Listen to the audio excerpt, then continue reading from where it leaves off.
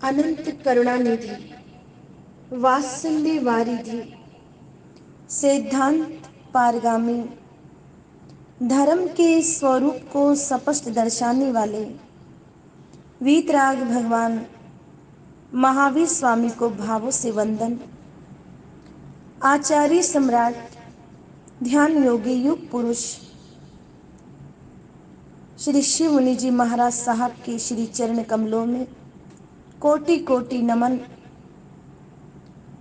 मम आराध्या हृदय निवासिनी सरल आत्मा तप चंद्रिका श्रमणी गौरव महासाध्वी गुरनी मैया श्री बीना जी महाराज साहब के श्री चरण सरोजों पर बारंबार वंदन करते हुए धर्म सभा में उपस्थित धर्म प्रेमी बंधुओं, माताओं एवं भवी जीवों, आप प्रतिदिन वीतराग वाणी का पान कर रहे हैं। प्रभु महावीर की प्रत्येक शिक्षाएं यदि हमारे जीवन में ठहरने लग जाए, हमारे हृदय के आसन पर बैठ जाए, तो हमारी आत्मा का कल्याण होने में देर नहीं।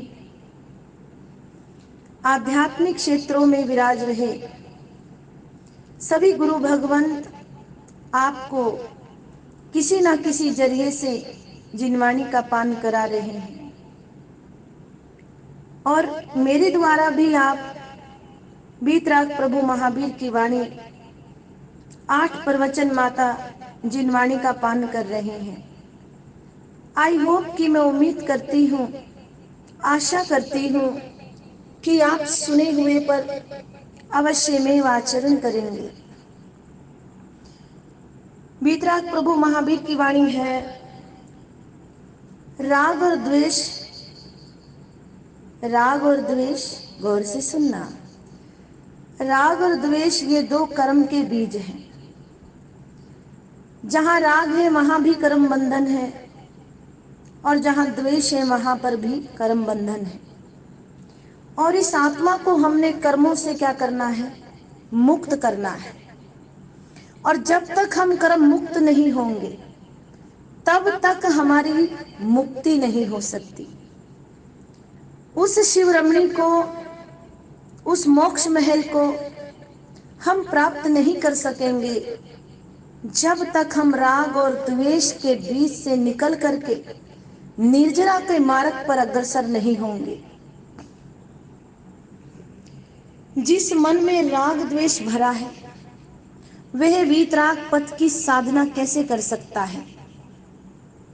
जिस मन में सांप्रदायिक आग्रह भरा हुआ है, राग द्वेष की दुर्गंध छूट रही है, वह कभी सत्य को, धर्म को नहीं समझ सकता। जिसमें विकार वासनाएं अटखेलियां कर रही हैं, उस परम पावन ज्योति पुरुष की ऊंचाइयों को वह स्पर्श कैसे कर सकता है जिसमें राग और द्वेष हो, जिसमें अविनय, अभक्ति और अभिमान के काले नाग फुंकारे मार रहे हैं, वह उस सहज पीयूष वर्षिणी धारा का पान कैसे कर सकता है? इसलिए जीवन की ऊंचाइयों को समझने योग्य बनाएं। वीतराग पुरुषों की उपासना, वीतरागता की साधना अनाग्रह दृष्टि एवं दृष्टा भाव के साथ ही हो सकती है। वीतराग भाव की साधना का नाम ही तो धर्म है। राग और द्वेष से निकलेंगे तो धर्म को समझेंगे। राग द्वेष की परिधि में, गोलाई में बंद होने के बाद हम अपनी आत्मा का कल्याण नहीं कर सकते। राग और द्वेष की परिधि में बंद होने वाला नहीं बनना। स्थानक, मंदिर, गुरुद्वारे, मस्जिद ये सब गाय के समान है और धर्म दूध के समान है। गायों के रंग अलग अलग हो सकते हैं मगर दूध का रंग तो सफेद ही रहेगा। अतः भिन्न भिन्न संप्रदाय बेशक हो गए, भिन्न भिन्न संप्रदाय बेशक हो, मगर धर्म तो सबके लिए एक है। दूध कभी रंगीन नहीं होता, अतः धर्म कभी भी अन्य नहीं हो सकता। राग द्वेष से रहित भाव ही धर्म कहा जाता है। राग द्वेष से रहित क्रिया कर्म क्षय कर सकती है। संप्रदायों ने तो कभी कल्याण नहीं करना। जब भी कल्याण होगा राग द्वेष से रहित होकर ही होगा। ये वीतराग प्रभु की वाणी है। एक वार्ता आपको सुनाती हूँ। एक बार एक महात्मा जी एक भगत के घर पधारे। भगत की प्रसन्नता उछाले लेने लगी। बड़ी खुशी हुई कि ओहो, आज हम बड़े भाग्यशाली हुए कि संत पुरुष हमारे घर में पधारे। आपको भी बड़ी खुशी होती है जब संत मुनि महात्मा आपके घर में पदार्पण करते हैं, तो आपको कितनी प्रसन्नता होती है। देखिए, अभी भी आपके चेहरे पर इतनी खुशी झलक रही है। उसके यहाँ बाड़े में गाय बहुत थी। किसके? एक व्यक्ति के घर में, जहाँ संत पधारे, उसके घर में, उसके बाड़े में गाय बहुत थी। उसने अपने नौकर से कहा, जाओ अपने सेवक को बोले, जाओ महात्मा जी के लिए थोड़ा सा दूध लेकर के आओ। नौकर का नाम था अमधा। अमधा अकल का कच्चा था। दूध लेने चला। घर से थोड़ी दूर ही गया होगा कि वापस आ गया। सेठ जी से पूछने लगा, बाबूजी, सेठ जी, दूध किस गाय का लाऊं? काली गाय का, सफेद, लाल, चितकबरी, किस गाय का दूध लेकर आऊं? सेठ जी बोले, अरे किसी भी गाय का ले आओ। जा, किसी भी गाय का लेकर के आओ। दूध लेकर जरा जल्दी पहुंच। थोड़ी दूर गया, फिर वापस आ गया। सेठ जी, सेठ जी, नई प्रसूता गाय का लाऊं या पुरानी गाय का? सेठ जी झुंझला कर बोले, अरे मैंने कहा तो था किसी भी गाय का ले आ, जल्दी वापस आ। आखिर पुणे चला गया। फिर गया, बाड़े में पहुंच गया। फिर दिमाग में नई बात आ गई। फिर वापस आ गया। सेठ जी, हो सेठ जी, मैं दूध तो लाने लगा था, मगर किसी गाय की पूंछ कटी हुई है, किसी की सींग टूटे हुए हैं, एक की टांग टूटी हुई है। कौन सी गाय का दूध लाऊं? ओहो, देखा भक्तों, कितनी विचित्र बात है। कितना परेशान है वो। और सेठ जी को भी क्या कर रहा है? परेशान। उसकी मूर्खता पर सेठ जी ने अपना सिर पीट लिया। महात्मा जी चुपचाप इतने समय तक यह नाटक देखते रहे। अब तक चुप थे। महात्मा जी ने अमधा को, उस सेवक को समझाते हुए कहा, देखा आपने, देख अपने से गायों से या उसके सींग से कोई अभिप्राय नहीं। क्या कहा महात्मा जी ने? कि हमें गायों से या उनके सींग से, रंग से कोई अभिप्राय नहीं, कोई मतलब नहीं। हमें केवल मात्र दूध की आवश्यकता है। सेठ जी ने आपको दूध के लिए बोला है।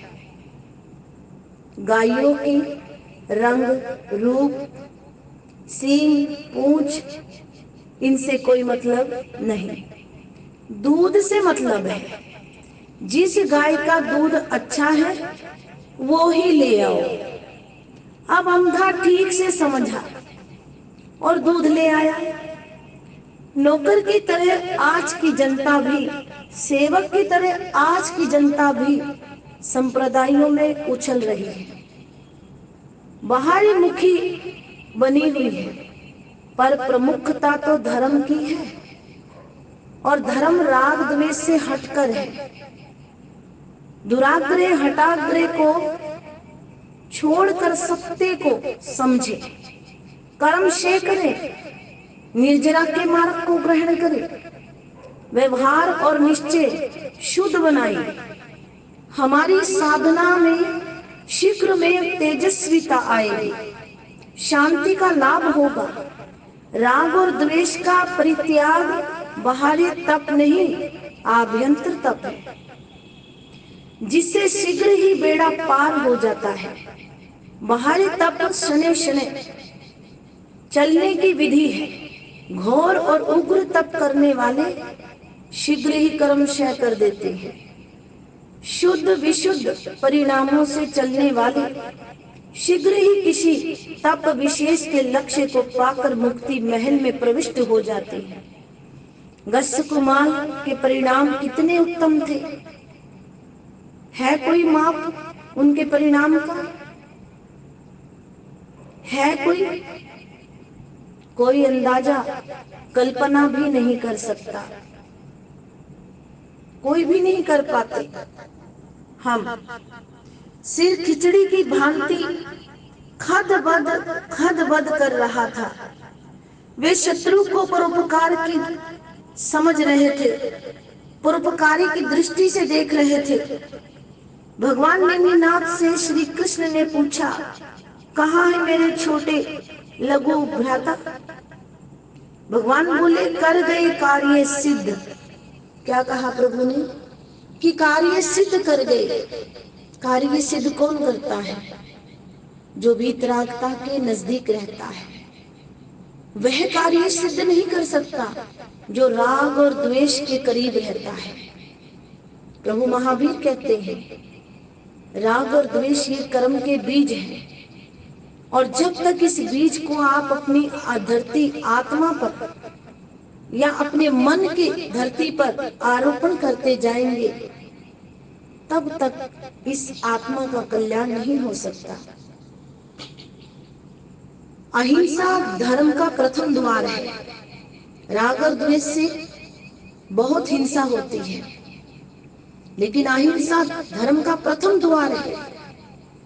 हिंसा कभी धर्म नहीं हो सकती, फिर भले ही वह किसी देवी देवता के नाम से क्यों ना की गई हो। अहिंसा और सत्य भारत के सर्वोच्च सिद्धांत रहे हैं। देश की मोहर में भी सत्यमेव जयते लिखा है। मेरा मानना है कि महापुरुष फरमाते हैं, जब तक किसी मनुष्य या जानवर की आंख में आंसू रहेंगे, आपका राग द्वेष भाव उनके दिलों को दुखाते रहेंगे, तब तक हमारा अहिंसा और सत्य का सिद्धांत अधूरा है। हमें इस सिद्धांत को आगे लेकर जाना है। वीतराग प्रभु की वाणी है, जब तक हम ऐसा नहीं करेंगे, तब तक हमारी आत्मा का कल्याण नहीं हो सकता। यदि हमने आत्मा का कल्याण करना है, 4 गति 84 लाख जीव योनि से पीछे हटना है, तो हमें राग और द्वेष की ये श्रृंखला को तोड़ना पड़ेगा। 2 दृष्टि है। एक दृष्टि दुर्योधन जैसी है, दूसरी दृष्टि युधिष्ठिर जैसी है। दुर्योधन को पूरी द्वारिका में एक भी आदमी ऐसा नहीं मिला, एक भी मनुष्य ऐसा नहीं मिलता जिसमें कोई विशेषता हो। युधिष्ठिर को पूरी द्वारिका में ऐसा कोई इंसान नहीं मिलता जिसमें कोई विशेषता ना हो। युधिष्ठिर को हर व्यक्ति में कोई ना कोई विशेषता दिखती है। सम्यक दृष्टि वही है जो कीचड़ में कमल को देख लेती है। दुख में भी सुख खोज लेती है, वो सम्यक दृष्टि है। इसीलिए वीतराग भगवान की वाणी कहती है, धर्म प्रेमी बंधुओं, माताओं, भावी जीवों और समाज की नई पीढ़ियों, आप सभी के लिए महावीर का एक संदेश है। प्रत्येक धर्म क्रियाएं कीजिए, तप, जप, सामायिक संध्या, सेवा, भक्ति, साधना, तप, त्याग, लेकिन उसमें राग और द्वेष नहीं होना चाहिए। राग और द्वेष के द्वारा ही हम 4 गति 84 लाख जीव योनि में पसंद नापसंद में जाकर के अपनी आत्मा को पतन के गर्त तक ले जाते हैं, जबकि ये मनुष्य जन्म बड़ी पुण्यवानी से प्राप्त होता है। और मैं आशा करती हूँ कि आज के इस प्रवचन से, वीतराग प्रभु की इस वाणी से आप अवश्य में कोई ना कोई शिक्षा तो अवश्य लेंगे। इन्हीं शब्दों के साथ, जय आत्म, जय आत्म, जय आत्म।